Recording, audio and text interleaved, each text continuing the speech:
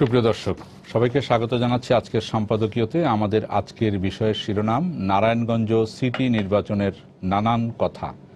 আর এ নিয়ে আলোচনার জন্য আমাদের স্টুডিওতে আমন্ত্রণ জানিয়েছি নারায়ণগঞ্জের দুজনকে। রয়েছেন নারায়ণগঞ্জ ৪ আসনের সংসদ সদস্য আওয়ামী লীগ নেতা জনাব AKM শামীম ওসমান, রয়েছেন বিএনপির উপদেষ্টা পরিষদের সদস্য অ্যাডভোকেট জনাব তৈমুর আলম খন্দকার। আপনাদের দুজনকে স্বাগত জানাচ্ছি আজকে আমাদের আলোচনা অনুষ্ঠানে। দর্শক, জানিয়ে রাখি আমাদের আলোচনায় আপনি অংশ নিতে পারবেন, এই জন্য আপনাকে ফোন করতে হবে। আপনার যে নম্বরগুলো পর্দায় দেখতে পারবেন সেই নাম্বারে, এছাড়াও ফেসবুক অথবা SMS এর মাধ্যমে আপনাদের মন্তব্য সরাসরি অনুষ্ঠানে পাঠাতে পারবেন। আলোচনা শুরু করার আগে এখন পর্যন্ত যে শিরোনামগুলো আছে আমরা একটু দেখে নিই। জঙ্গিবাদ প্রতিরোধের পাশাপাশি প্রতিকারের উপায় বের করা জরুরি বললেন প্রধানমন্ত্রী। ন্যাশনাল ডিফেন্স কলেজের 113 গ্র্যাজুয়েটকে দিলেন সনদ। কাল শহীদ বুদ্ধিজীবী দিবস, বাংলার সূর্য সন্তানদের স্মরণ করতে প্রস্তুত জাতি, থাকছে পর্যাপ্ত নিরাপত্তা ব্যবস্থা।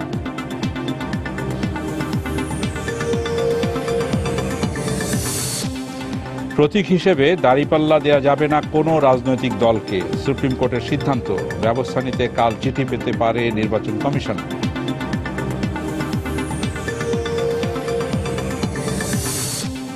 নাগরিক সমস্যা সমাধানে উদ্যোগী প্রার্থীকেই নারায়ণগঞ্জ সিটির জনপ্রতিনিধি হিসেবে বেছে নিতে চান বন্দরবাসী। শীতলক্ষ্যায় সেতু নির্মাণের দাবি। এবং পবিত্র ঈদে মিলাদুন্নবীতে দেশের বিভিন্ন স্থানে র্যালি। ইসলামের নামে জঙ্গিবাদ বন্ধে রসুল সাল্লাল্লাহু আলাইহি ওয়াসাল্লামের আদর্শ ধারণের পরামর্শ আলেম ওলামাদের। আমরা শিরোনামগুলো দেখলাম। আমরা আজকে যেই আলোচনাটা করছি নারায়ণগঞ্জ সিটি নির্বাচনের নানান কথা নিয়ে, আমরা নারায়ণগঞ্জেরই দুইজনকে এনেছি, যে এমন দুইজনকে যারা গত নির্বাচনের সময় 2011 সালের এমন সময় আমাদেরকে সময় দেওয়াটা একেবারে খুব কঠিন ছিল। আলোচনার শুরুতেই, মানে আনুষ্ঠানিক আলোচনার শুরুতেই, অনুষ্ঠান শুরুর আগে অ্যাডভোকেট তৈমুর আলম খন্দকার বলেছিলেন যে আমরা তো প্রার্থী না, আমাদেরকে নিয়ে কেন এত আপনারা সবাই ডাকছেন। তো এটার আমি কারণটা একটু বলতে চাই এইভাবে দর্শকদের সামনেই, যে আপনার গতবার ছিলেন প্রার্থী, আপনার প্রচন্ড ব্যস্ত ছিলেন, এবার দুইজনই ভোটের বাইরে আছেন। তো আপনাদের নিয়ে ভোটের বাইরে আমি নাই, নির্বাচনের বাইরে আছেন, কিন্তু আপনারা গতবার ছিলেন প্রচন্ড রকম গুরুত্বপূর্ণ। এবার শামীম ওসমান সাহেব একটা সুবিধা আছে যে উনি তো এমপি হওয়াতে ওনার তো বাড়ি বাড়ি হাঁটতে হয় না তার ক্যান্ডিডেটের জন্য। আমার ক্যান্ডিডেটের জন্য তো আমার হাঁটতে হয়। ও, হাঁটাটাকে আপনি খুব কষ্ট মনে করছেন? এটা তো সে ফ্রি, আমরা তো ফ্রি না। আচ্ছা, তো যাই হোক, এই জন্য আপনাদেরকে নিয়ে আগ্রহ, এই জন্য আপনাদেরকে ডাক পড়ছে বিভিন্ন টেলিভিশনে, এইভাবে সময় টেলিভিশন আপনাদেরকে ডেকেছে। তো আমি শুরু করতে চাই জনাব শামীম ওসমান MP আপনাকে দিয়েই। আমি একটু, যদি নির্বাচনকে কেন্দ্র করেই নানান কথা আপনাদের নারায়ণগঞ্জে আসছে, সেগুলো কখনো কখনো মিডিয়াতে আসছে, যেটা বলা হয় যে ডক্টর সেলিনা হায়াৎ আইভী এবার প্রথমবারের মতো যে দলীয় প্রতীকে নির্বাচন হচ্ছে, সেই নৌকার মনোনয়ন, আপনার দলের নৌকার মনোনয়ন পাক, এটা আপনি চাননি। যা যা করার দরকার আপনি, এই জন্য EGM যেটা হয়েছিল আপনাদের মহানগরের, সেই EGM-এ তার নামই আসেনি। আপনি অন্যজনের নাম প্রস্তাব করেছিলেন, যে মহানগর আওয়ামী লীগের যে সভাপতি, তার নাম প্রস্তাব করেছিলেন। তো এই কথাটা যেটা বলা হয় যে সেলিনা হায়াৎ আইভী যেন মনোনয়ন না পায়, সেজন্য আপনি সব চেষ্টাই করেছিলেন, এই বিষয়ে আপনি কি বলবেন? না, বিষয়টা সেলিনা হায়াৎ আইভী নমিনেশন না পাক এটা বিষয় না। বিষয়টা হচ্ছে যে আমরা যাকে নির্ধারণ করেছিলাম ওটা আমি ডিসাইডেড ফ্যাক্টর না, বিকজ আমি নারায়ণগঞ্জ মহানগর আওয়ামী লীগের একজন সদস্য মাত্র। কিন্তু সেদিন যেটা EGM যেটা হয়েছিল 15 নভেম্বর, আপনি প্রথম বক্তব্য রেখেছিলেন, ওখানে যারা উপস্থিত ছিল, আমরা তো জানি যে বাংলাদেশের কালচার যেটা, একটা জেলার যখন বিভিন্ন পর্যায়ের নেতা হয়, তখন দলের যে MP থাকেন তার প্রভাবেই সব নেতারা নির্বাচিত হন। এবং যেটা বলা হয় যে নারায়ণগঞ্জে যারা আছেন বিভিন্ন পদে, আপনার অনুসারীদের সংখ্যাই বেশি, যার কারণে সেলিনা হায়াৎ আইভীর নামটা আসেনি, আপনি ওইভাবেই সবকিছু করেছেন। কি বলবেন আপনি? Not at all. অ্যাকচুয়ালি ঘটনাটা এভাবে ঠিক না। আর আমি যদি ইন ডিটেলস এখন বলার সময় না, কারণ আমার প্রার্থী নির্বাচনে আছেন। হ্যাঁ, আমি যেটা মনে করি যে নারায়ণগঞ্জ সিটি কর্পোরেশনে যার নামটি এসেছিল উনি একজন প্রবীণ সিনিয়র নেতা এবং উনি মহানগর আওয়ামী লীগের সভাপতি। ৭৫ পরে উনি রাজনীতিতে ভালো ভূমিকা রেখেছিলেন, জেল খেটেছিলেন, নির্যাতন ভোগ করেছেন। আমরা মনে করেছিলাম যে আমরা তাকে একটা সম্মান দিতে পারি। সেখানে যখন তার নামের প্রস্তাবনা এসছে, সেই প্রস্তাবনাকে সবাই ওইটাকে মেনে নিয়েছেন এবং এ টু জেড ওই একটি নামকে সবাই প্রস্তাব করেছে। তারপরে 3টি নাম পাঠানোর কথা, এরপর আর কোনো প্রস্তাব যখন আসে নাই, তখন আনোয়ার হোসেন সাহেবই আরো 2টো নাম প্রস্তাব করেছেন, 2জন সিনিয়র নেতার নাম। সো এটা গেছে, এটা একটা ট্র্যাডিশনস। তৃণমূলকে মূল্যায়ন করেছে পার্টি, তৃণমূলও চিন্তা করেছে যে তৃণমূল কাকে মূল্যায়ন করবে, যার দলের প্রতি অবদান বেশি। রাজনীতিতে একটা বিষয় আছে যে রাজনীতিতে কার অবদান বেশি, তো রাজনীতিতে যার অবদান বেশি তাকে সম্মান দেখানো হয়েছে। এবং একটা হচ্ছে রাজনীতিতে অবদান, আরেকটা হচ্ছে নির্বাচনী কৌশল, দুটো কিন্তু ডিফারেন্ট থিং। দল মনে করছে যে ওনার অবদান বেশি, রাজনীতিতে ত্যাগ তিতিক্ষা বেশি, সো আমরা ওনাকে চাই যে ওনাকে মনোনয়নটা দেওয়া হোক। কি কারণে দেওয়া হোক, কেন দেওয়া হোক, এটা ওনার ব্যাপারে ঠিক আছে। ওকে কেন দেওয়া হবে না সেই বিষয়টা কিন্তু ওখানে আলোচনা হয়নি। সো ওখানে একটা নাম গেছে। বাট এই জায়গাটাতে আমরা খুব পরিষ্কার চিন্তা রাখি যে আমাদের যেখানে চিন্তার শেষ, সেখানে আমার নেত্রী, জাতির পিতার কন্যা মাননীয় প্রধানমন্ত্রী শেখ হাসিনার চিন্তার শুরু। সো উনি মনে করেছেন, দলের হাইকমান্ড মনে করেছে, নির্বাচন পরিচালক মণ্ডলী মনে করেছেন যে না, ওইখানে নির্বাচনী কৌশল হিসেবে Ivy is the better candidate. এবং আমরা অ্যাবসলিউটলি কনভিন্সড যে ইয়েস সেই বেটার ক্যান্ডিডেট। কারণ আমাকে তো বিভিন্ন পলিটিক্স ইজ এ ম্যাথমেটিক্স, এটা একটা অঙ্ক না, এটা পলিটিক্যাল সায়েন্স বলি আমরা, বাট এটা সহজভাবে তো দেখার বিষয় আসলে political mathematics is a mathematics, তাই না? তো এখন আমি বলবো জুবাইর ভাই যে একটা সাধারণ লোককে যদি জিজ্ঞেস করি যে 2 আর 2 কত হয়, তো বলবে 4 হয়। বাট যে পলিটিশিয়ানস, তাকে কিন্তু চিন্তা করতে হবে 2 আর 2 22 হতে পারে। সো আমার যদি ভিশন না থাকে, সো এই নির্বাচনটা ইজ ভেরি ইন্টারেস্টিং। এই সিটি কর্পোরেশন নির্বাচনটা নারায়ণগঞ্জ, এটা লাকিলি হোক আনলাকিলি হোক, প্রতিবারই গুরুত্বপূর্ণ হয়ে যাচ্ছে। কারণ গতবারও নির্বাচন কমিশনের শেষ নির্বাচন ছিল এটা, এবারও নির্বাচন কমিশনের শেষ নির্বাচন এটা, এবং মনে হয় প্রত্যেকবারই হবে, কারণ হিসাবে তাই দেখা যায় নির্বাচন হয়, এটাই হবে, এটাই হিসাবে। That's why it is a very important. এখানে কিন্তু আমাদের 2টো জিনিস কাজ করছে। নাম্বার 1, যে আমাদের প্রার্থীকে জয়লাভ করা, কিন্তু এটা নাম্বার 1 না। আমাদের জন্য নাম্বার হচ্ছে, নেত্রীর নির্দেশ হচ্ছেন যে number 1, go to the people, পায়ে ধরো, হাতে ধরো, মানুষকে উন্নয়নের কথা বলো, মানুষকে কনভিন্স করো। আমাদের দলের নেতাকর্মীরা সেভাবে কাজ করছেন, প্রার্থীও সেভাবে কাজ করছেন। লোকাল ইস্যু আছে, ন্যাশনাল ইস্যু আছে, বোথস আছে, যে আমরা চাই জনগণকে কনভিন্স করে ভোটটা আনতে। কেন বেশি করে চাই, এই জন্য কিন্তু সবাই খুব সক্রিয়। বিএনপিও চান তাদের অবস্থান ফিরিয়ে আনতে। কিন্তু তার চেয়ে একটা ইম্পর্টেন্ট ব্যাপার এখানে আসছে যে মহামান্য রাষ্ট্রপতি 18 তারিখে কিন্তু বিএনপিকে ডেকেছেন আলোচনা করার জন্য, তারা একটা থিওরি দিয়েছেন সেই আলোচনা করতে। সো একটা ডায়ালগ কিন্তু ওপেন হয়েছে। সো আমরা চাচ্ছি যে আমাদের দল যারা গণতন্ত্র প্রতিষ্ঠা করেছে, যারা স্বাধীনতা এনেছে, আমরা চাই, নেত্রীর নির্দেশ হচ্ছে যে মানুষ যাতে স্বচ্ছন্দে তার ভোটটা দিতে পারে, সেইভাবে নির্বাচনী পরিবেশ সৃষ্টি করে। আলহামদুলিল্লাহ এখন পর্যন্ত সেই ধরনের পরিবেশ বজায় আছে এবং আশা করি ইনশাল্লাহ নির্বাচনের দিন পর্যন্ত থাকবে, নির্বাচনের পরের দিনও থাকবে। আপনি পরিবেশের কথা বললেন, আমি অ্যাডভোকেট তৈয়বুল আলম খন্দকার, আপনি কি বলবেন? এখন পর্যন্ত পরিবেশ ভালো আছে যেটা বললেন এমপি মহোদয়, আপনি এই বিষয়ে পরিবেশ নিয়ে আপনি কথা বলেন, তারপরে আমি পরবর্তী প্রশ্ন। পরিবেশটা হলো নির্ভর করবে সরকারের চিন্তার উপর। এখন পর্যন্ত আমি কথা শেষ করি। পরিবেশটা তো নষ্ট হয়ে গেছে যে এটা দলীয় প্রতীকে করে। দলীয় প্রতীক, আমাদের দেশের যে ট্রেডিশন, যে প্রশাসন যারা নির্বাচনটা করে তারা সবসময় সরকারের পক্ষে থাকে, তাদের কিন্তু দল পরিবর্তন হয় না।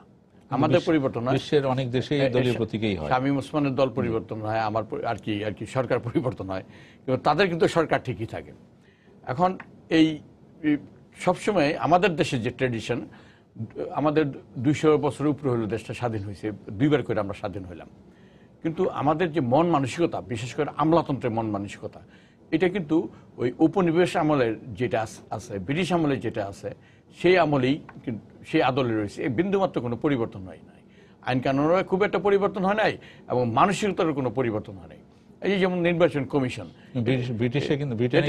ব্রিটেনে কিন্তু দলীয়ভাবে হয় লোকাল ইলেকশন, কিন্তু যারা করে, যারা নির্বাচনটা করার দায়িত্বে থাকে, যারা শপথ নিয়ে নেয় যে আমরা নির্বাচন কমিশন হইলাম এবং নির্বাচনটা করব, কিন্তু তারা অন্য দেশের নির্বাচন কমিশন বা আমাদের দেশের আমলাতন্ত্র আর ওই দেশের আমলাতন্ত্র কিন্তু এক না। আমাদের দেখেন ব্রিটিশ কিন্তু এই দেশে আইনটা তৈরি করছে, তাদের আইনটা কিন্তু কোডিফাইড না, তারা কিন্তু আমাদের জন্য কোডিফাইড আইন তৈরি করে গেছে। তাদের কনস্টিটিউশন কিন্তু লিখিত না, আমাদের কনস্টিটিউশন কিন্তু লিখিত। আপনি এই সিস্টেমটা পছন্দ করছেন। এখন পর্যন্ত পরিবেশের কথাটা বলি যে আপনার বিগত নির্বাচনগুলো যদি আপনি দেখেন, ইউপি নির্বাচন, পৌরসভা নির্বাচন এবং অন্যান্য নির্বাচন যা হয়েছে, আপনাদের মিডিয়ারকে যদি আমরা সাক্ষী মানি, এখানে ওই ডেটা ফুটেজগুলি বার করেন, সেখানে কি পরিবেশ সুন্দর ছিল? পরিবেশ ছিল না। এখন পরিবেশ নির্ভর করতেছে মাননীয় প্রধানমন্ত্রীর উপর। তিনি যদি চান যে নির্বাচনটা সুষ্ঠু হবে। 2011 সালে নারায়ণগঞ্জের সিটি নির্বাচনের পরিবেশ কেমন ছিল? নারায়ণগঞ্জের সিটি নির্বাচনের পরিবেশ, সেই নির্বাচনে আমরা দেখি সেই নির্বাচনের মাত্র 7 ঘন্টা আগে দেখি যে ঢাকা থেকে আপনার বসে যাওয়ার কথা ঘোষণা করা হয়েছিল। আপনি মিডিয়ার সামনে কেঁদেছিলেন, আমরা দেখেছি। আমি জানার আগেই ঘোষণা করে দিয়েছি। প্রথম তো নিয়মটা হলো আমাকে জানানো উচিত ছিল। হ্যাঁ, শামীম ওসমান কিন্তু আমাকে আগেই বলতো, আমরা ক্যামেরায় আমাকে আগেই বলতো যে আপনারা কিন্তু বসায় দেবো। তাই আমি মনে করছি যে আমাকে ঠাট্টা করে বলতেছে বা দুষ্টামি করতেছে, কিন্তু আমি এটা বিশ্বাস করি না, এখনো বিশ্বাস করি না যে আমাকে বসায় দেওয়ার জন্য একটা মিটিং হয়েছে বা এই হয়েছে। দল মনে করছে বসায় দেওয়ার ব্যাপার, বসায় দিচ্ছে, কিন্তু এটা আমি আগে জানলে ভালো হইতো। এই জন্য আপনাদের আমার অনেক প্রশ্নের সম্মুখীন হইতে হয়, জনগণের কাছে প্রশ্নের সম্মুখীন হইতে হয়। আমি এই ভোট চাইতে গেলে, এখন যে ভোট চাইতে চাই, মানুষ জিজ্ঞাসা করে আপনি দাঁড়ালেন না কেন, আপনি বসে গেলেন কেন, এসব কথা শুনতে হয়। যাই হোক, এটা কি আপনি কি মনে করেন এই যে আপনি মাত্র 7 ঘন্টা আগে কেন্দ্রের নির্দেশে আপনি বসে গেলেন বা আপনাকে বসিয়ে দেওয়া হলো, এটা বিএনপির নির্বাচন, এবারের নির্বাচনে প্রভাব ফেলবে? না, প্রভাব ফেলবে না। এই জন্য আমার কাছে আমি যেটা মনে করি যে দল, না আপনি তো বলেছেন যে আপনাকে প্রশ্নের সম্মুখীন হতে হয়, আমাকে প্রশ্নের সম্মুখীন হতে, এটা আমার প্রশ্ন। এই ক্যান্ডিডেট তো এতে কোনো অপরাধ নাই। আমরা নির্বাচন করতে চাইনি, আমাকে বলা হয়েছে করার জন্য, বারবারই বলা হয়েছে, নেতাকর্মীরাও আমাকে রিকোয়েস্ট করছে। সেই অভিমানে বা বলা হয় যে আপনার একটা অভিমান আছে, সেই অভিমানে এবার আপনাকে দল থেকে বলার পরে আপনি প্রার্থী হননি, কি বলবেন আপনি? কিন্তু এখন যে প্রার্থী হয়েছে এই কথাটার কোনো ইনভলভমেন্ট নাই। আমার মনের ব্যথা থাক বা না থাক, সেটা অন্য জিনিস। কিন্তু আমি এখানে একটা কথা পরিষ্কার করতে, না আমরা কি এটা ধরে নেব যে অভিমান? না, ধরবেন না, ধরবো না। সুলং আমি একটা দল করি, আমাকে দলের সিদ্ধান্ত মাথা পেতে নিতেই হবে। কিন্তু নেননি তো আপনি, আপনাকে প্রার্থী করতে চেয়েছিলেন, আপনি প্রার্থী হননি। আমি অনুমতি নিছি, আমি কনভিন্স করছি যে আমি হইতে চাই না। আমি তো এও বলছি আমি মিডিয়াতে, আমি আমার নেতৃত্ব যে যদি আমি কনভিন্স না করতে পারি, তিনি যদি এরপর আমাকে বলেন, তো আমি অবশ্যই নির্বাচন করব। সেই যুক্তিটা কি ছিল আপনার? আমার সেই যুক্তি, এখন তো ব্যাপারটা প্রধানমন্ত্রী রাষ্ট্রপতির সাথে কি পরামর্শ করে সেটাও তো প্রকাশ করার কোনো আইনগত অধিকার নেই। আমি আমার চেয়ারপারসনের কোন যুক্তি প্রদর্শন করছি সেটা আমার চেয়ারপারসনের মধ্যে সীমাবদ্ধ থাকা উচিত। পত্রিকায় যতটুকু এসছে যে আপনি বলেছেন যে ভালো নির্বাচন না হলে প্রার্থী হয়ে লাভ কি, এই ধরনের কথা, এটা তো অবশ্যই স্বীকার করেন আপনি? It is one of the ground, এটা আপনি বলেছেন, এটা ওয়ান অফ দ্য গ্রাউন্ড। কারণ যে নির্বাচনটা এখন হয়, আমি তো আপনার বললাম, আপনার যে মিডিয়াতে তো আপনার ফুটেজটা আছে, ফুটেজটা আপনি দেখেন না যে কি পরিমাণ নির্বাচন। এই যে সামনের নির্বাচন 22 তারিখে নির্বাচন কি একই আশঙ্কা করছেন? আমি এর আগে একটা জব দেই, এর আগের নির্বাচনগুলি কিন্তু 2001-এর নির্বাচনটা, এই 11 এবং পরবর্তী কটা নির্বাচন কিন্তু সুষ্ঠু হয়েছে, মোটামুটি সুষ্ঠু হয়েছে। যখন সুষ্ঠু হওয়া শুরু হলো, তখনই কিন্তু নির্বাচন গতিটা সরকার অন্যদিকে নিয়ে গেল। যখন দেখা গেল যে বিএনপির লোকজনগুলি পাশ করে মেয়র পদে, সিটি কর্পোরেশন। আর একটা জিনিস আপনি দেখবেন, উপজেলা নির্বাচনগুলি যে শুরু হলো, ফার্স্ট ফেজে কিন্তু বিএনপির লোকজনে পাশ করা শুরু হলো। যখন বিএনপি পাশ করা শুরু করলো, তখনই তো শুরু হয়ে গেল জুলুম, অত্যাচার, নির্যাতন এবং হরিলুটে নির্বাচন। পরবর্তী সময় একটা দেখেন, যারা বিএনপি থেকে পাশ হয়, মেয়রটা হয়, এটা খুব গুরুত্বপূর্ণ এবং খুব চিন্তা করে দেখবেন যে যারা মেয়রের সিটের শপথ নেওয়ার পরেই তাকে সরকারের দালালি করতে হয়, তোষামোদি করতে হয়। সরকারের দালালি না করে সে যে দলটা করলে কি তার সাসপেন্ড করে দেয় জেলে। High court, supreme court. আপনি কি তাহলে জেলের ভয়ে রাখেন, কথাটা শুনুন, পরিবেশটাকে আপনি ব্যাখ্যা জি। পরিবেশটা নিয়ে তো আপনাকে আলোচনা করবেন, এটারও তো আপনাকে একটা জাতির কাছে একটা সমাধানে আসতে হবে যে একটা লোক নির্বাচিত হলো, সে সরকারি দল করবে না বলে তাকে দিয়ে আপনি তারা বহিষ্কার করে দেয়া, তাকে সাসপেন্ড করে দেয়া, আপনার অনুগত কমিশনারকে সেখানে মেয়র বসায় দিবেন। এটা তো জনগণের সাথে আপনি সঠিক ট্রিটমেন্টটা করলেন না, জনগণের আশা আকাঙ্ক্ষার যে ফলাফল সেটাকে আপনি ব্যাহত করলেন। তারপরে হাইকোর্ট সুপ্রিম কোর্ট তাকে জামিন দিল, জামিন দেওয়ার পর আবার দারোগায় গিয়া 2 বছর পুরানোর কেসে তারা সন্নিবেশ করে। এটা তো কেউ জিজ্ঞাসা করে না বাংলাদেশের কোনো আদালত বা কোনো অথরিটি যে আব্দুল প্রফেসর মান্নান 2 বছর ধরে জেলে, তারে আমি বারবার জামিন দেই, জামিন দেওয়ার পরও তুমি 2 বছর পুরানো কেসের মধ্যে কেন তাকে অ্যারেস্ট করো? এই কথারও কিন্তু জিজ্ঞাসার মধ্যে আসা উচিত। আমি টোটাল অ্যাটমসফিয়ারটার উপরে এই কারণে আপনি প্রার্থী হন। আমি এটা প্রতিবাদ করতে চাই এবং প্রতিবাদ স্বরূপই আমি অনীহা প্রকাশ করছি। আবার আসবো আপনার কাছে, একজন দর্শক আছে, দর্শকের প্রশ্ন নিয়ে নিই। জি দর্শক, আপনার নাম? সত্যটাকে সত্যের মধ্যে নিয়ে আসতে হবে তো, জাতিরা মিথ্যার কাছে পরাজিত হয়ে গেলে চলবে না। জি দর্শক, আপনার নাম বলে প্রশ্ন করুন। হ্যালো। হ্যালো, আসসালামু আলাইকুম। ওয়ালাইকুম আসসালাম। আমি শামীম হোসেন ভাইকে কাছে প্রশ্ন করছি। জি বলেন। মানে শামীম হোসেন ভাইকে দেখে তো খুব নেতা, খুব সুন্দর মনে হচ্ছে, কিন্তু ওনাকে পেপার পত্রিকায় অনেক সময় দেখছি ওনার ব্যাপারে অনেক কিছু লেখালেখি হয়, কিন্তু উনি জনপ্রিয়, উনি এত ভালোবাসে কোনো মানুষ, নারায়ণগঞ্জের মানুষ ওনাকে, এটি ওনার কাছে কি রহস্য, এটি ওনার কাছে একটু জানতে চাই। জি জি, উনি একটা কমেন্ট করলেন আর কি। জি থ্যাংক ইউ। জি, আমি একটু বলতে চাই যে এখানে আপনি গত শুক্রবারই একটা সংবাদ সম্মেলন করলেন ডক্টর সেলিনা হায়াৎ আইভীর পক্ষে নির্বাচনী প্রচারণায় আপনি নামতে চেয়েছেন, দলের সংসদ সদস্য পদ, মানে সংসদ সদস্য থেকে পদত্যাগ করে, যেহেতু সংসদ সদস্য সরাসরি নির্বাচনের প্রচারণা অভিযানে অংশ নিতে পারেন না স্থানীয় নির্বাচনে, এই জন্য আপনি করতে চেয়েছেন।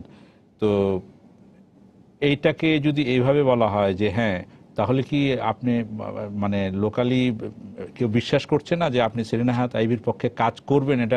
এটা কি কেউ বিশ্বাস করছে না? এই জন্যই আপনি একেবারে পদত্যাগ করে আপনি একেবারে নির্বাচনের প্রচারণায় নামতে চেয়েছেন? না, বিষয়টা হচ্ছে কি, দেখেন জুয়েল ভাই, আপনি তো অনেক জ্ঞানী লোক, আপনার মতো আমি জ্ঞানী না। প্লেটোর একটা বই আছে, প্লেটো লিখেছিলেন যে প্রফেটস অ্যাকিউজড। হ্যাঁ, তো ওই বইটাতে এটাই প্রমাণিত হয় যে পৃথিবীতে যত প্রফেটস এসছেন তারাও কিন্তু অ্যাকিউজড হয়েছেন। এবার হঠাৎ করে মনে পড়লো, কারণ আজকে ঈদে মিলাদুন্নবীর দিন, আজকের দিনটা আমাদের কাছে পৃথিবীর সবচেয়ে সুন্দরতম দিনের মধ্যে একটা। আজকে আমাদের রসুল পাক সাল্লাল্লাহু আলাইহি ওয়াসাল্লাম দুনিয়াতে এসেছিলেন, আবার চলেও গেছিলেন। আল্লাহ আমাদেরকে তাদের উম্মত হওয়ার সুযোগ দিয়েছেন, এর জন্য আল্লাহর কাছে শুকরিয়া জানাচ্ছি। তো অ্যাকিউজ বিভিন্নভাবেই করা যাবে, নিউজ তৈরি করার জন্য অনেকভাবে বলা যাবে, বাট আমার বিষয়টা হচ্ছে লয়ালিটি, দলের প্রতি। দেখেন, আমি বলি আমার উপরে বম ব্লাস্ট হয়েছে, জুবাইর ভাই, যার উপরে হয়নি সে বুঝবে না, যাদের উপরে হয়েছে তারা বুঝবে।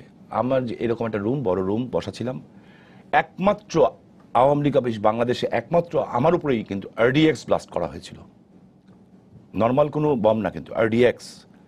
এবং সেখানে আমার চন্দন রতন সহ ওদের পা এখান থেকে টুকরো হয়ে প্রায় 300-400 ফিট ছাদ খুলে যে পড়েছিল, পুরো ছাদটা আমার বুকের উপরে ছিল। আমি জানতাম আমি মারা গেছি। রক্ত কি পরিমাণ গরম হতে পারে এটা আপনি, আল্লাহ যাতে আপনাদের না কাউকে না বুঝায়। এবং আমার কাছে মনে হয়েছিল আমি একটা গরম তাওয়ার উপরে শুয়ে আছি যেখানে পরোটা ভাজে, এবং আমি জানতাম আমি মারা গেছি, কারণ আমাদের ছাদটা ছিল টিন এবং বেড়া দিয়ে করা। ওই বেড়াগুলো যখন লাগছিল আমি ভাবছিলাম এটা কবর বোধহয়, বাট আমি নিঃশ্বাস নিতে পারছিলাম। যখন জ্ঞান ফিরেছে আমি কানেও শুনছিলাম, চোখে দেখছিলাম, বাট আমাকে যখন নিয়ে যাওয়া হলো, উঠানো হলো, তখন আবার জ্ঞান চলে গেল বুকের প্রেশারে। আমার এই হাতটা খুলে পড়েছিল, পাটা ঝাঁঝরা হয়ে গেছিল। 20 জন মানুষ নাই হয়ে গেছে, আল্লাহ আমাকে বাঁচিয়ে রেখেছেন। তো সেখানে হসপিটালে যখন গেছি আমি শুনছিলাম না, কিছু দেখছিলামও না, বুকে খুব দম আটকে যাচ্ছিল। তো অক্সিজেন যখন ঠিক করলো, আমাকে একটা জিনিস জিজ্ঞেস করেছিল, কিছু বলবেন, কিছু বলবেন? বিবিসি বিভিন্ন এটিএন বাংলাও সেদিন ছিল, বোধহয় প্রথম নিউজ করেছিল। আমি সে বলবো, বলছে কি বলবেন বলেন? আমি শেখ হাসিনাকে বাঁচান। সো আমার রাজনীতিতে আমি একটা জিনিস বুঝি, আমি শেখ হাসিনার বাইরে কোনো চিন্তা করি না এবং বুঝিও না। সো যেহেতু একটা আভ্যন্তরীণ সমস্যা ছিল, ভাই বোনে থাকতে পারে, বাবা ছেলে থাকে, মা ছেলে থাকে, স্বামী স্ত্রী থাকে, দ্যাটস নট, এইটা না যে আমার সাথে তার রিলেশন বিল্ড আপ হবে না। আমি পলিটিক্স করতে এসেছি ছোট থাকতে। 75-এ আমার বাবা জেলে, আমার বড় ভাই কাদেরিয়া বাহিনীতে, আরেক মেজো ভাই যে এখন এমপি, তাকে বঙ্গবন্ধু হত্যাকারীরা নিয়ে গেছে, তখন ইন্টারমিডিয়েটে পড়তো। ওর মেরে ওর সমস্ত শরীর অকেজো করে দিয়েছিল, টোটাল বুকের মধ্যে এখনো দেখবেন আগুনের ছাপ ছাপ লাগানো, মাত্র ইন্টারমিডিয়েটের ছাত্র। আমি একমাত্র পুরুষ ছিলাম, হাতে লেখা পোস্টার লাগাতে গেছিলাম যে বঙ্গবন্ধুতে বিচারছে। আমি কিন্তু অন্য কিছুতে রাজনীতি করতে আসিনি, আমরা জানতাম না যে আওয়ামী লীগ একদিন ক্ষমতা আসবে। ক্লাস 8-এর একটা ছেলে কি জানে। সেদিন পিঠের মধ্যে একটা সাইকেল ভাঙা হয়েছিল আমাকে, আমরা 6 জন ছিলাম। তো ওদেরকে বলেছি সরে যাও, আমি একলা মারটা খেয়েছি, পরে সেন্স ফিরার পরে বুঝলাম মারলো। তো এই যে শুরু করলাম, শেষ হয়নি। বাট আমরা আল্লাহর কাছে কৃতজ্ঞ, আমার শেখ হাসিনার কাছে কৃতজ্ঞ। ওনার পিতা হতে পারে, কিন্তু আমার তো জাতির পিতা, যে কলঙ্ক থেকে উনি আমাদের রক্ষা করেছেন।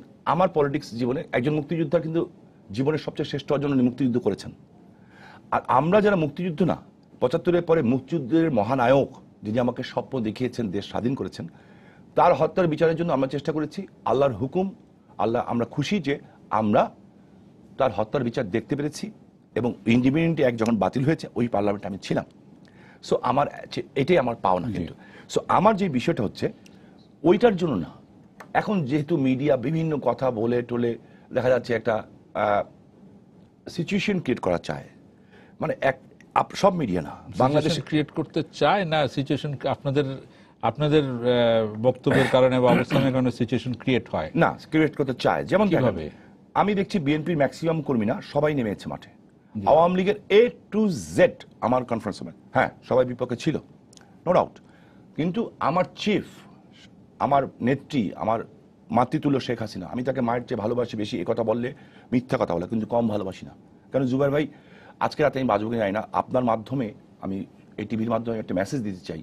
এই পবিত্র রাতে আল্লাহকে সাক্ষী রেখে আমি তার চেয়ে আল্লাহওয়ালা মানুষ দেখি নাই, আমি তার চেয়ে বড় দেশপ্রেমিক দেখি নাই আমার চোখে। আমি শেখ হাসিনাকে, নেত্রীকে শুধুমাত্র আওয়ামী লীগের নেত্রী হিসাবে কিংবা জাতির জনকের কন্যা হিসেবে ভালোবাসি না। আমি 40 বছরের অভিজ্ঞতাতে আমি এরকম দেশপ্রেমিক দেখি নাই। তো যেহেতু দেখি নাই, উনি আমাকে শিখিয়েছেন, 2001-এর আগে করতাম নিজের জন্য রাজনীতি, উনি আমাকে শিখিয়েছেন হতাশ হবে না। যখনই হতাশ আসবা রসুল পাক সাল্লাল্লাহু আলাইহি ওয়াসাল্লামের জীবনী পড়বা, যখন পলিটিক্যালি হতাশ হবা বঙ্গবন্ধুর জীবনী পড়বা। উনি আমাকে শিখিয়েছেন যখন ওনার আগুন দিয়ে মানুষ পুড়িয়ে মেরে ফেলছেন বিএনপি চারিদিকে, আমি বলেছি যে আপা অনেক ষড়যন্ত্র হচ্ছে, বলছেন না মহা ষড়যন্ত্র হচ্ছে। বলছে ভয় পেও না, বোমা হামলায় মরেছো? আমি না মরিনি। আমি মরেছি? না মরে নেই। যেই কদিন বেঁচে আসো গরিব মানুষের জন্য কাজ করো, কারণ মানুষের মধ্যে সৃষ্টিকর্তা বসবাস করেন, মানুষের মধ্যে আল্লাহ। আল্লাহ নিজেই কোরআনে বলছেন আমি ঘাড়ের রগের থেকেও নিচে অবস্থান করি। So do something for the people. গরিব মানুষ করতে চাও, যেদিন মরার সেদিন মরবা। সো ওই নেত্রী যখন আমাকে বলবেন যে তুমি এটা করবে না, আমি কিন্তু আপনার সংবাদ সম্মেলনটা কেন করতে হলো, হ্যাঁ আমাকে বলতে হলো যে আমি পদত্যাগ করে আইনের পাশে দাঁড়াতে চাই, কেন বলতে হলো? মানুষ বিশ্বাস করে না যে আপনি আওয়ামী লীগের একজন এমপি, আপনি অনুসারীরা আইভির পক্ষেই থাকবেন, এটাই স্বাভাবিক। এটা বিশ্বাসের কোনো আমি কিছু কষ্ট তো পেয়েছি, কিছু দুঃখ পেয়েছি, মিডিয়াতে কিছু মিথ্যা নিউজ এসছে, আমার বাবাকে নিয়ে কথা বলেছে, এই ধরনের কিছু হয়েছে। আমি সেই কষ্টটা ভুলতে চেয়ে আল্লাহর ওলির দরবারে গেছি। আমি আল্লাহর ওলির দরবারে সারা রাত করে, আমি আপনাকে ফ্র্যাঙ্কলি বলছি, আমি খুব স্পষ্ট ভাষী, কারণ আমরা এরকমও মিডিয়া দেখেছি, আপনি মিডিয়ার কথা যেহেতু বলছেন, শামীম ওসমান থাকলে ভালো, না থাকলে আরো ভালো। এটা কিন্তু আইবি বলে নেই, আইবি বলে নেই, যেহেতু আমি নিজের কাছে শুনি নাই, আমি বিশ্বাস করি না বলেছে, ওইটা আমার কাছে ব্যাপার না। ব্যাপারটা হচ্ছে আমার বাবাকে নিয়ে যেটা বলা, বিকজ আমার জীবনে আমার বাবার চেয়ে সৎ লোক আমি দেখিনি। অ্যান্ড উনি বাংলাদেশের সবচেয়ে ধনী পরিবারের একটা পরিবারের সন্তান ছিলেন, you know that better than me. But 75 থেকে 79 পর্যন্ত আমরা একবেলা ভাত খেয়েছি, একবেলা খাইনি। 900 টাকার জন্য পরীক্ষার ফর্ম ফিল আপ করতে পারিনি। এক বোনের বিয়ে দিয়েছি মসজিদের ভিতরে, খান সাহেব ওসমানীর নাতি আমি, আর আমার বাবা তার ছেলে। যেই আমার দাদা 1945 সালে ব্রিটিশ থেকে রোলস রয়েস গাড়ি কিনে নিয়ে আসছিলেন, সেই পরিবার সন্তান। তো সেখানে আমার বাবা কিন্তু কিছু রেখে যান নাই আমাদের জন্য কিছু। অ্যান্ড উই ফিল প্রাউড যে হি ওয়াজ অনেস্ট ম্যান। তার জন্য একই মায়ের একই বাবার 3 সন্তান আমরা কিন্তু জনগণের প্রতিনিধি হয়েছি। হয়তো বাংলাদেশে 2 জন হয়েছে, কিন্তু 3 ভাই এমপি হওয়া জনগণ বেছে নিয়েছে, আলহামদুলিল্লাহ রাব্বিল আলামিন। যেটি উনি বলেছেন জনপ্রিয় কেন, আমরা একটা জিনিসই বুঝেছি যে মানুষের জন্য কিছু করার চেষ্টা করেছি। কেউ ভালো বলবে, কেউ খারাপ বলবে। একটা প্রশ্ন আছে আপনার কাছে, আমি একজন দর্শক অপেক্ষা করছি, জি ফ্লোর দিব, যে দর্শকের প্রশ্নটা নিয়ে নিই। যে দর্শক আপনার নাম বলে প্রশ্ন করুন। হ্যাঁ, আসসালামু আলাইকুম। ওয়ালাইকুম আসসালাম। হ্যাঁ, আমি জুয়েল বলছি টঙ্গী থেকে। জি বলেন। হ্যাঁ, আমার শামীম স্যারের কাছে প্রশ্ন যে উনি কি আইবি ম্যাডামের নির্বাচনটা তিনি ব্যক্তিগত ভাবেই করতেছেন, না প্রধানমন্ত্রীর সাথে দেখা করে আসার পরে থেকে বা প্রধানমন্ত্রীর অনুরোধ বা কথার পরিপ্রেক্ষিতে কি উনি নির্বাচন করতেছে? জাস্ট দর্শক হিসেবে আমরা এতটুকু জানতে চাচ্ছি যে মানে প্রধানমন্ত্রীর সাথে ওনার কি কথা হয়েছিল আর কি। জি ধন্যবাদ। Thank you. সেম কোশ্চেনে আমি উত্তর দিচ্ছি আপনাকে খুব এই বিষয়ে আপনি স্পষ্ট বলছেন। জি, স্পষ্ট ভাষায় বলছি, আমি আইভি ইলেকশন করছি এটা ঠিক না, আমি আমার দলের নৌকার ইলেকশন করছি। জি, ঠিক আছে। জি, আমি যেটা বলি, আমি আমার নেত্রীর নির্দেশ দিচ্ছি। ওনাকে একটু নেত্রী যদি floor ওখানে দিতে হবে বলতেন এখন। জি, যে কালকে তৈমুর ভাইকে ওখানে দিবেন, জি, যে না তৈমুর ভাই খুব ভালো লোক, ভদ্রলোক মানুষ, আমি তৈমুর সাহেবকে নৌকা দিলাম, আমি করতাম। বাট আমি খুব ক্লিয়ারলি একটা কনসেপ্ট দিতে চাই সবার কাছে। কষ্ট দুঃখ মানুষের থাকে, পৃথিবীতে সবচেয়ে ভালো লাগে জানেন কোনটা? যদি আপনি কাউকে ক্ষমা করতে পারেন, বড় শান্তি মনে এটা। এবং আল্লাহ রাব্বুল আলামিন ক্ষমাকারীকে পছন্দ করেন, ধৈর্যশীলকে পছন্দ করেন। আমি আইবি আমার ছোট বোন ছিল, আছে, ভবিষ্যতেও থাকবে, আমার দিক থেকে থাকবে।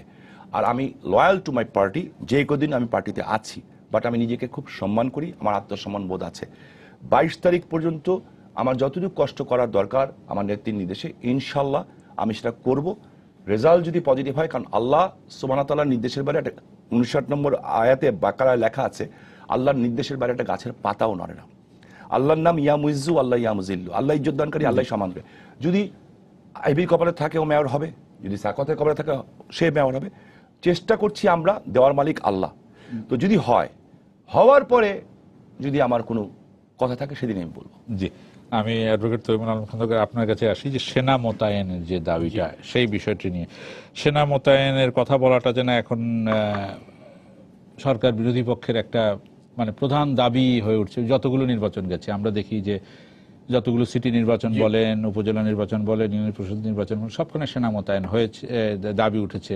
কিন্তু সেনা মোতায়েন হয়নি। মানে আমরা এর মধ্যে অনেকগুলো নির্বাচন আপনাদের পক্ষে গেছে, বিশেষ করে খুলনা, রাজশাহী, গাজীপুর, সিলেট, গাজীপুর, কুমিল্লা সেনা মোতায়েনের দাবি ছিল, কিন্তু আপনার পেয়েছে। যেখানে পাননি সেখানে আপনারা বলেছেন, চট্টগ্রামের ক্ষেত্রে, ঢাকার ক্ষেত্রে সেনা মোতায়েন হয়নি বলে আপনারা হেরেছেন। এখনো আপনারা বলছেন। তো নির্বাচন পরিবেশটা যে অবস্থায় চলে আসছে, বিশেষ করে এই নির্বাচন কমিশনের অধীনে সরকার যে অবস্থা নিয়ে আসছে, এবং এখন এই নির্বাচন কমিশনের অধীনে আপনারা 5টি সিটি কর্পোরেশন নির্বাচনে জিতেছেন।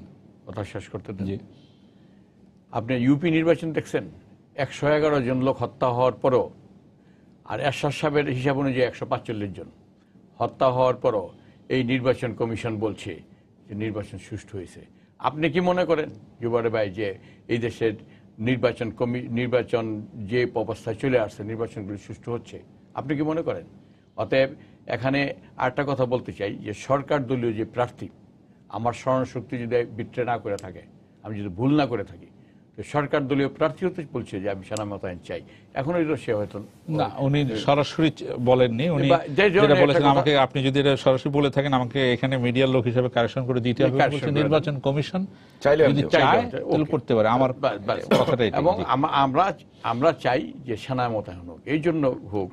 আপনি র্যাবের ভূমিকা দেখছেন এবং পুলিশের ভূমিকা। আপনি ভূমিকার কথা বলছেন, তাহলে আমি যদি একটা কথা বলি, 2001-এর জাতীয় নির্বাচন, 2001-এর জাতীয় নির্বাচনে সেনা মোতায়েন হয়েছিল নির্বাচনের মাত্র 8 দিন আগে। 30শে অক্টোবর নির্বাচন হয়েছিল, 30শে সেপ্টেম্বর নির্বাচন হয়েছিল, 22শে সেপ্টেম্বর,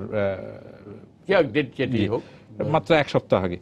বলা হয় যে সেই সেনা মোতায়েনের সুফল পুরোপুরি বিএনপি পেয়েছিল, কারণ 96 সালের লিস্ট ধরে, তখন ওয়ান্টেড লিস্ট ধরে তখন অভিযান শুরু হয়েছিল। জিলুর রহমান সাহেব 1 নম্বর আসামি ছিলেন কিশোরগঞ্জের সরাসরি লিস্টে। তো তখন আওয়ামী লীগের অনেকে আন্ডারগ্রাউন্ডে চলে গেছে, 1 নম্বর আসামি। আওয়ামী লীগের অনেকে আন্ডারগ্রাউন্ডে চলে গিয়েছিল, যার সুফল বিএনপি পেয়েছিল, এটা বলা হয়। সরকারি যেই আমলাতন্ত্রের যেই পরিবেশ সৃষ্টি হয়েছে, এই পরিবেশে সরকারকে খুশি রাখানোর জন্য আমলারা 1 পা বাড়ায় করে, পুলিশ 1 পা বাড়ায় করে। সেনাবাহিনী কি সরকারের বাইরে? এখন আমি কথাটা বলতে চাই যে সেনাবাহিনী দিলে আপনার দোষটা কি? আমি যদি মনে করি যে সেনাবাহিনী, পুলিশের উপরে এবং র্যাবের প্রতি আমার আস্থা নাই, সেনাবাহিনী হইলে আমার জন্য এটা সিকিউর, তা আপনি সেনাবাহিনী কেন দিবেন না? সেনাবাহিনী এখন তো যুদ্ধ নাই দেশে। আমি যদি মনে করি যে পুলিশ এবং এই র্যাব তাদের বিভিন্ন কর্মকাণ্ডে তারা বিতর্কিত হয়ে গেছে। এবং প্রশ্ন আসতে পারে র্যাব তো আপনারা সৃষ্টি করেছেন। হ্যাঁ, আমরা সৃষ্টি করছি, আমরা স্বীকার করি আমরা সৃষ্টি করছি দেশের সন্ত্রাস একটা নিয়ন্ত্রণে আনার জন্য। কিন্তু এই আপনার কাছে একটা চাকু দিলাম আম কেটে খাওয়ানোর জন্য, আপনি সেটা যদি আবার মানুষের পেটে ঢুকাই দেন তো সেই চাকুটা আমার উদ্দেশ্য ব্যাহত করলো।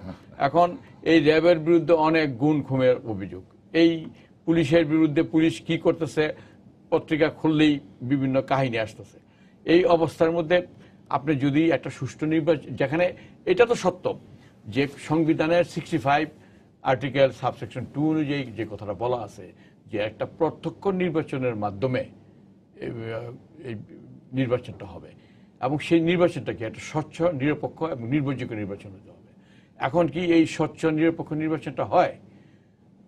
আগে তো ব্যালট এটা কি বলে ভোট সেন্টার দখল করে গিয়া সিল মারতে হইতো, এখন তো ভিতরে সিল মেরে দিচ্ছে, এরকম বহু কাহিনীও।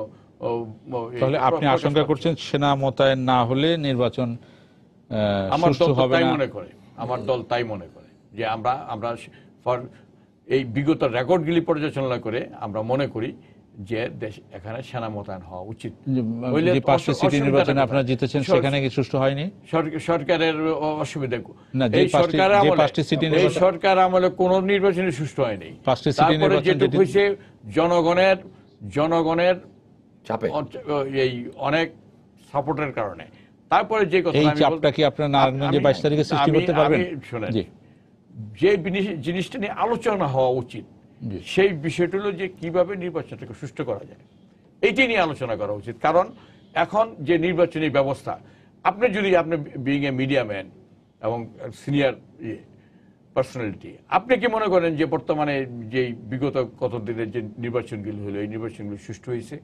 জনগণের আশা আকাঙ্ক্ষা যেখানে সুষ্ঠু হয়নি বা যেখানে প্রশ্ন আছে বা যেখানে অনিয়ম হয়েছে মিডিয়া তার দায়িত্ব পালন করেছে, মিডিয়া তুলে ধরেছে। হ্যাঁ, তুলে ধরেছে বলে কিন্তু তুলে ধরেছে বলে আপনারা বলতে পারেন। আরেকটা কথা আপনার আলোচনায় এমপি সাহেব এবং আপনার আলোচনায় আসছে যে নারায়ণগঞ্জের নির্বাচনটা গুরুত্বপূর্ণ, সবসময় গুরুত্বপূর্ণ হয়, শেষ নির্বাচন হিসাবে না, ওই নির্বাচন কমিশনের শেষ নির্বাচন হিসাবে না। নারায়ণগঞ্জের ভৌগোলিক কারণে নারায়ণগঞ্জটা অনেক গুরুত্বপূর্ণ। ঢাকা পৌরসভা হওয়ার পূর্বে এই নারায়ণগঞ্জ পৌরসভা সৃষ্টি হয়েছে, এবং এই যে টেলিফোন এক্সচেঞ্জ যখন ঢাকা হয় নাই তখন নারায়ণগঞ্জ, ব্যবসায়ীদের চেম্বার নারায়ণগঞ্জে প্রথম হয়েছে ঢাকার আগে, গিল্ডেন্স ব্যাংক বিল্ডিং নারায়ণগঞ্জ হয়েছে, এবং এই যে ঢাকা ক্লাবের আগে নারায়ণগঞ্জ ক্লাবটা হয়েছে। কেন হয়েছে? যে নারায়ণগঞ্জটার এই যে ক্যালকাটা এবং ঢাকা বাংলাদেশের সাথে যে যোগাযোগ স্থলটাই ছিল নারায়ণগঞ্জ, এবং এই যে স্টিমার ঘাট এবং নারায়ণগঞ্জ থেকে প্রথম রেলটা চালু হয় এবং নারায়ণগঞ্জের শেষ প্রান্ত। এখন প্রশ্নটা হলো যে আমরা আসেন আলোচনা করি যে নারায়ণগঞ্জ যেহেতু রাজনৈতিক দিক দিয়ে এবং সব দিক দিয়ে একটা গুরুত্বপূর্ণ স্থান, এটা নির্বাচনটা গুরুত্বপূর্ণই হওয়া উচিত এবং দেশবাসী এটার দিকে তাকায় থাকে। সেই অবস্থার পরিপ্রেক্ষিতে কিভাবে সে একটা দলকে নেতৃত্ব দিয়ে আসছে। আমিও রাইট অর রং, আমি মহানগর বিএনপির প্রেসিডেন্ট ছিলাম, জেলা বিএনপির সেক্রেটারি ছিলাম, এখন জেলা বিএনপির প্রেসিডেন্ট এবং 20 দলীয় ঐক্য জোটের আমি কনভেনর। আমিও মনে করি এই দল আমার নেতৃত্বে এখন পর্যন্ত চলছে। সেখানে আমাদের আলোচনাটা আপনার কাছে একটা প্রশ্ন হওয়া উচিত যে কিভাবে আপনার কাছে প্রশ্ন আসেনি, এখন প্রশ্ন আছে, আমি প্রশ্নটা নেই, আপনার প্রশ্নটা। জি দর্শক, আপনার নাম বলে প্রশ্ন করুন। স্যার, আমার নাম মাহফুজুর রহমান, যশোর থেকে বলছি। জি বলেন। আমার প্রশ্ন তৈমুর আলম খন্দকার সাহেবের কাছে। জি বলেন। গণতান্ত্রিক সরকার হিসাবে আগে পরে যাই হয়েছে 1991 সালে বিএনপি ক্ষমতায় ছিল, একক সংখ্যাগরিষ্ঠ দল, তারপর 2001 সালে ছিল। কিন্তু যে এরা যে কোনো নির্বাচনে, স্থানীয় সরকার হোক, যে কোনো নির্বাচনে সেনাবাহিনী চায়, সেনাবাহিনী বহিঃশত্রু আক্রমণ থেকে নিয়ন্ত্রণ করে রাষ্ট্রকে পরিচালনা করবে। কিন্তু তারা যদি সেনাবাহিনী যদি দরকার হয়, তাহলে বাংলাদেশে যে পুলিশ আছে, আনসার আছে, বিজিবি আছে, বিডিআর আছে, হ্যাঁ, বা এখন ওন্ডা আছে, তোর কাছে র্যাব আছে, এইগুলান কেন রাখতো না, বাতিল করলো না কেন? সেনাবাহিনী দিয়ে রাষ্ট্র চালাইতো। আমার প্রশ্ন ওনার কাছে এটুক, এই প্রশ্ন জবাবটা আমি সঠিকভাবে ওনার কাছে চাই। জি, আপনার প্রশ্নটা আমি বুঝছি। আপনি একটা সুন্দর কথা বলছেন যে সেনাবাহিনীকে কেন, ওই যারা সীমান্ত পাহারা দেওয়ার যাদের দায়িত্ব তাদেরকে এই কাজে কেন লাগাইবে? এটা কি সেনাবাহিনীকে আমরা অন্য কাজে লাগাই নাই?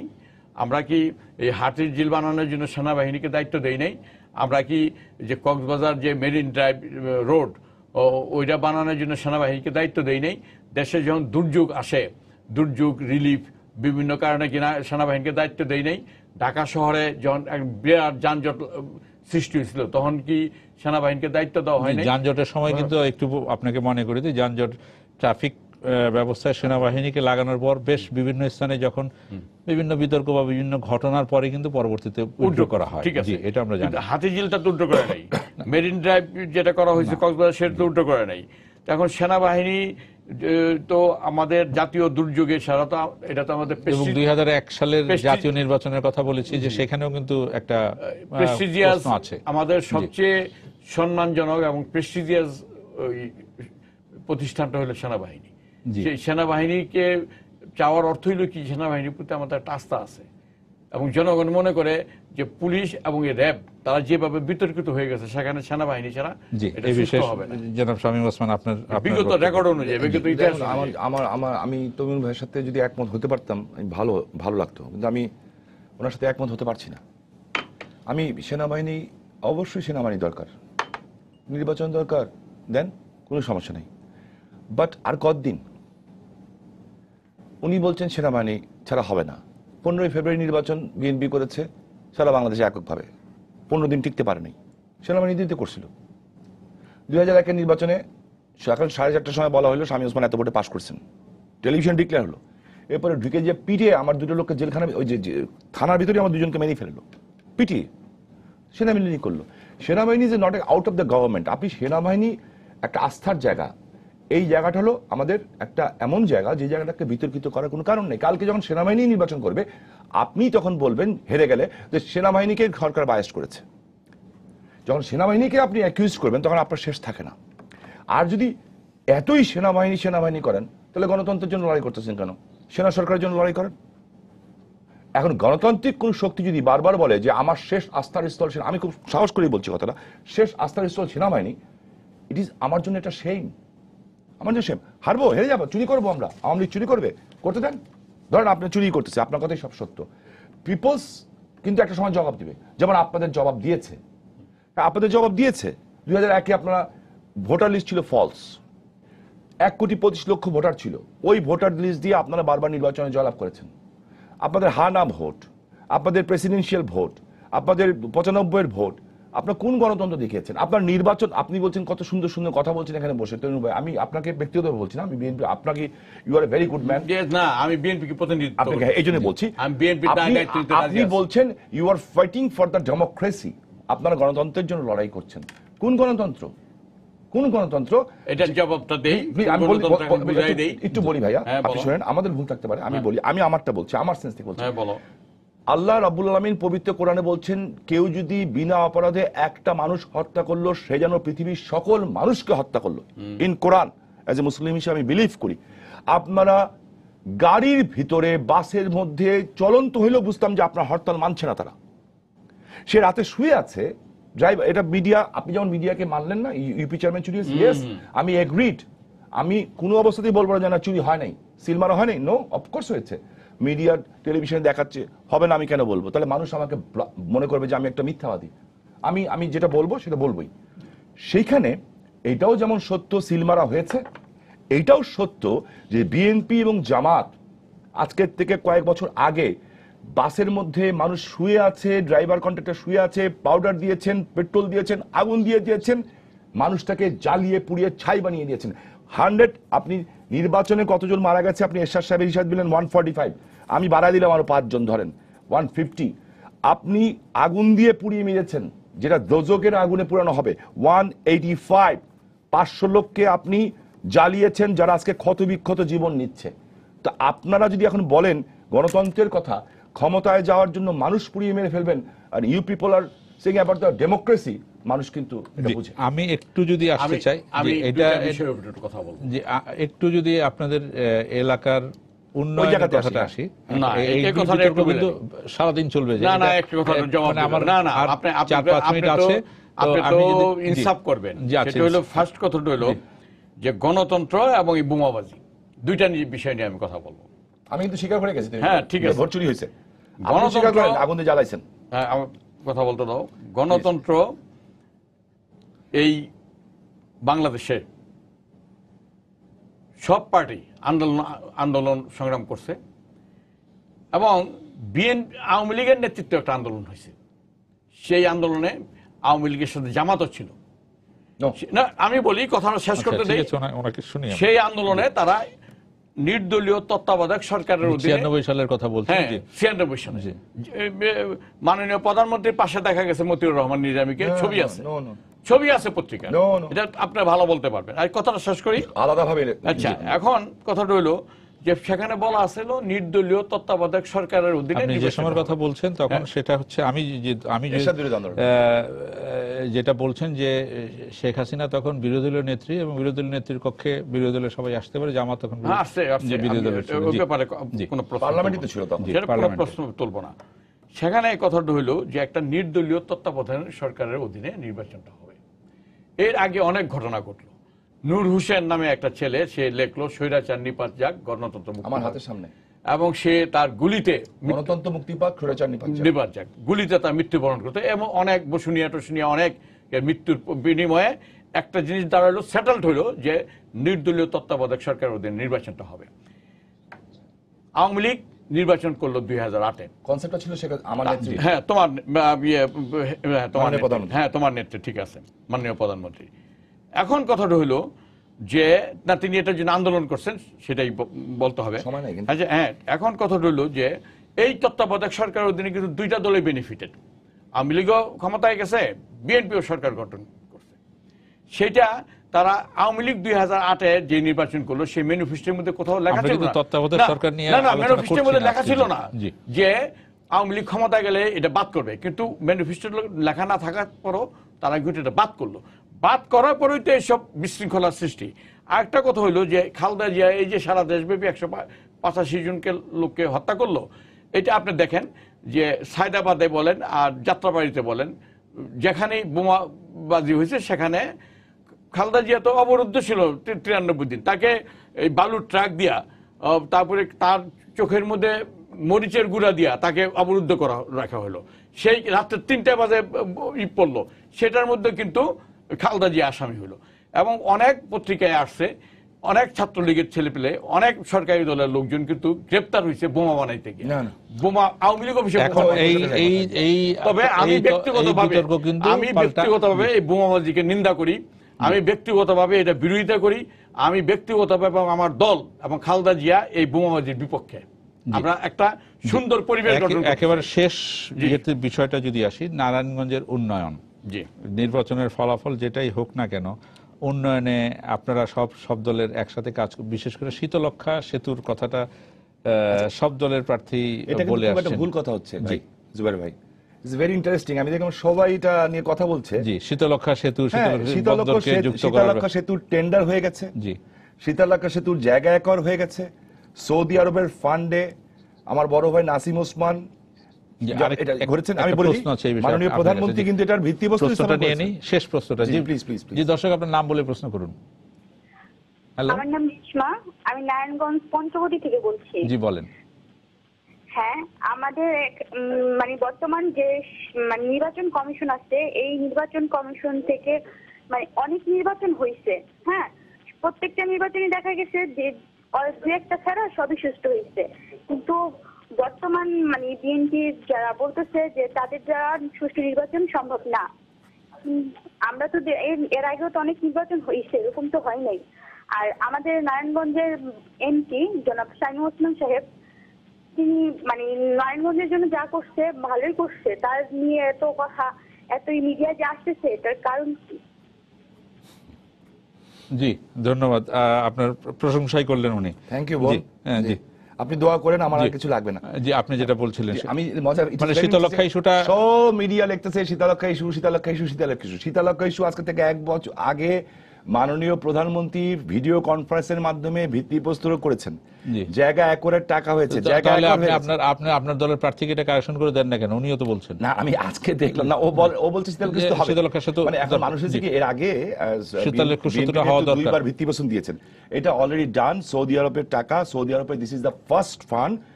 এটা নাসিম ওসমান, আমার প্রয়াত বড় ভাই, উনি এইটা আপ্রাণ চেষ্টা করে, আমাদের মাননীয় মন্ত্রী ওবায়দুল কাদের সাহেবের আপ্রাণ চেষ্টায় এবং মাননীয় প্রধানমন্ত্রীর নির্দেশ নয়, বাট প্রবলেম হয়ে গেছে সৌদি আরবের this is the first project বাংলাদেশের ব্রিজের ব্যাপারে। শেষ এক মিনিট আমি ওনাকে দিতে চাই, এই কারণে দেরি হচ্ছে, but it will be done within very short time. শেষ মিনিট এক মিনিট, এখন যে নির্বাচনের পরিবেশ আছে সেটাকে আপনি কিভাবে দেখছেন, ভালো কিনা, এবং এই পরিবেশই শেষ পর্যন্ত থাকলে নির্বাচনের ফলাফল যেটাই হোক না কেন মেনে নেওয়া না মেনে নেওয়ার বিষয় যেটা অবশ্যই নির্বাচনের পরিবেশ যদি এখন পর্যন্ত আপনি খারাপ কিছু দেখছেন না? আমি এখন পর্যন্ত সহনীয় পর্যায়ে আছে, জি, দমকাদমকি চলছে কিন্তু সহনীয় পর্যায়ে আছে, আমরা এটা ফেস করতে পারি। কিন্তু কথাটা হলো যে নির্বাচনটা নির্ভর করে নির্বাচন কমিশনের উপর না, মাননীয় প্রধানমন্ত্রীর ইচ্ছার উপর, উনি কিভাবে এটা নির্বাচনটা নেবেন সেটা। মাননীয় প্রধানমন্ত্রীকে আমরা দেখেছি যে উনি আরেকটা বিষয় আমি আপনাকে বলেছেন যে সুষ্ঠু, এই যে ব্রিজ, জি আমাদের সেই বলার সময়টা নাই, আমাদের শেষ করতে হবে। আপনি যে শেষ কথাটা বলেছেন সেই শেষ কথা দিয়ে শেষ করতে চাই। আমরা আশা করি নির্বাচন একটা কথা, তৈমুর ভাইকে গতবার 12:30টার সময় কোরবানি দেওয়া হয়েছে, সাখাওয়াতকে দেওয়া হবে দিনে 12:30টায়। সেটা না হোক, ঢাকা এবং ঢাকার 2 সিটি নির্বাচন এবং চট্টগ্রাম সিটি নির্বাচনের মতো অবস্থা না হোক, আমরা সেটাই চাই। এই আশা করি আমাদের আপনাদেরকে ধন্যবাদ সুপ্রিয় দর্শক, আপনারা যারা আমাদের সাথে ছিলেন আপনাদেরকে ধন্যবাদ জানিয়ে আজকের মতো এখানে শেষ করছি। শুভরাত্রি।